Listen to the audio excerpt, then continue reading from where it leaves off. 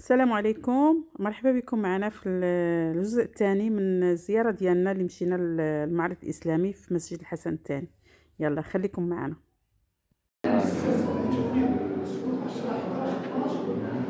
السلام عليكم. السلام ورحمة الله وبركاته. العالم النبوي في المدينة المنورة.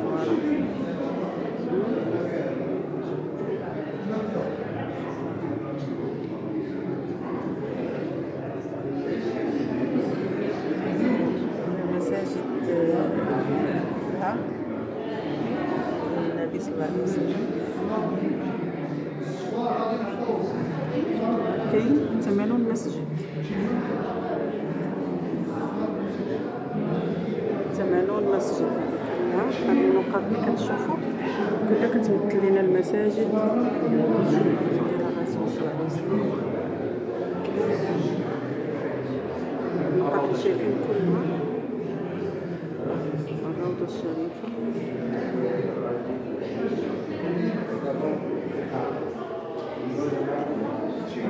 المنبر ديال الله عز وجل شي كيفاش كان فيه ثلاثة ديال الدرجات، الدرجة الأولى الثانية والثالثة اللي كان بالنسبة لنا كتبان تقريبا.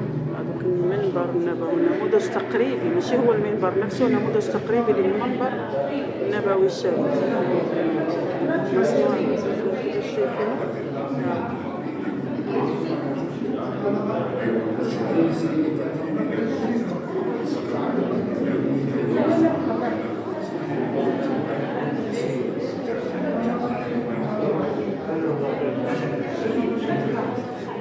المنبر صنع الأنصاري رضي الله عنه من 3 درجات سنة 8 من الهجرة النبوية، فكان النبي صلى الله عليه وسلم يجلس على الدرجة الثالثة ويضع رجليه على الدرجة الثانية، ثم زاد معاوية رضي الله عنه في درجته فصار المنبر 9 درجات بالمجلس.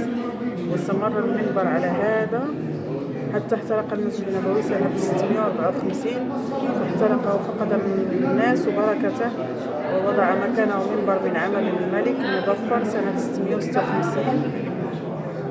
ثم غير بمظهر أرسله الظاهر ببرس سنة 666 هجرية، ثم غير هذا بمنبر الظاهر برقوق سنة 797 هجرية، ثم استبدل بمنبر أرسله المؤيد سنة 820 هجرية، ثم أرسل الملك الأشرف قايتباي سنة 888 هجرية، ثم أرسل السلطان مراد الثالث خليفة العثماني سنة 998 منبرا، وهو الموجود الآن، وهو على غاية من الجمال ودقة الصناعة، مصنوع من المرمر وظاهره مغمور بالتذهيب وبالنقوش الفائقة، وفوقه قبة لطيفة قائمة على 4 أعمدة مضلعة شرشيقة من المرمر.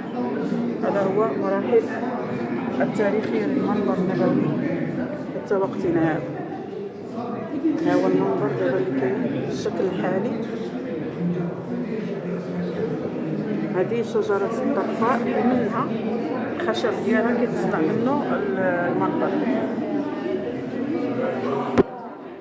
نشوفوا هنا شنو هنا كتب الأحاديث النبوية والسنة.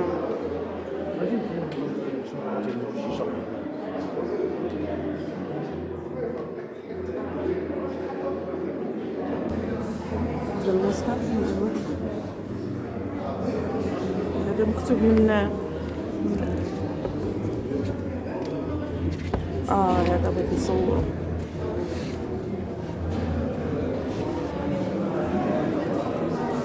هذا انا هزيتو حطيتو لكم هنا حيت تما ما باينش ليا بزاف. هذا مجمع من الالواح ديال الكتاتيب اللي كانوا في المسجد زمان، ما بقاش للاسف، ما بقاش دابا. ها هي اللوح كيكون بحال هكا، كيكون بحال هكا اللوح، هما جمعوه هانت. كيبدا اول ما كيدخل الطفل باقي صغير كيدخل للمسجد كيبدا بالحروف طبعا الابجديه باش يعرفها. هي وكيبدا كيحفظ الفاتحه هي الاولى، كيكتبوا ليه غير ايه بايه. هذا اللوح هكا كان كيتكتب بالصمغ والصلصال باش كيمسحوه. باقا عاقله الصمغ باش كان كيتكتب. حزب سبح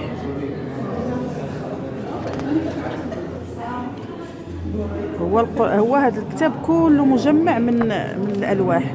شوف ملي كيقرب يختم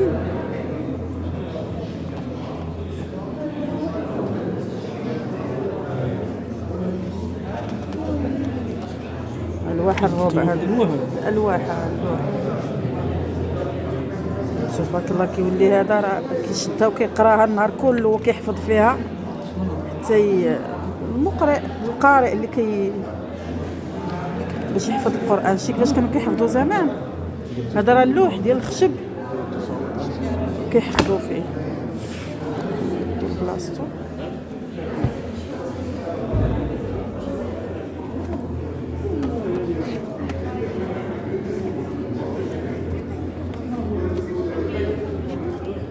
هذا مصحف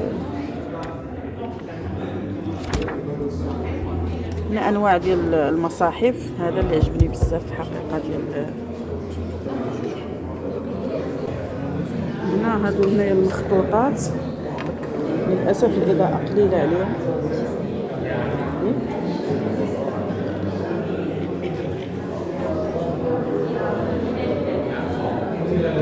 هادو مكتوبين بخط الايد، مخطوطات كتسموا مخطوطات مكتوبين بخط الايد. للاسف هنا الضوء الاضاءه قليله هنايا. هذا الخط كانوا كيكتبوا به العدول. شحال هادي على نفس الكتابه ديال العدول.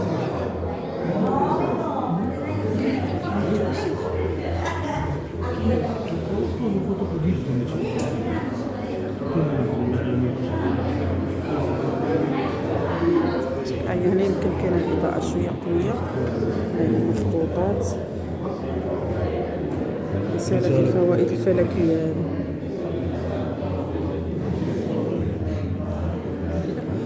مخطوطات عن العلم الفلكي اعماق الابار. هنا هو المكتبه ديال صحيح البخاري تفسيرات.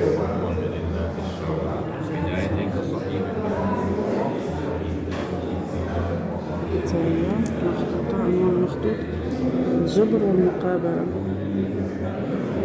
الجبر والمقابلة المخطوطة هذه حيت هي أصلا بواحد اللون كاكي فمكتبينش مزيان.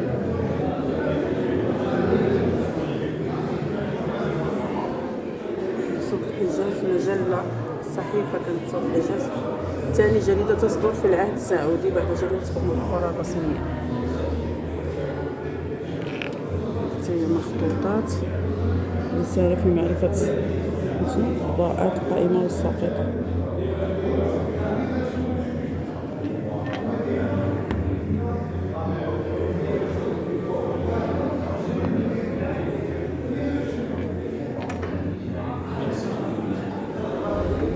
كل مخطوطات مكتوبة بطريقة فنية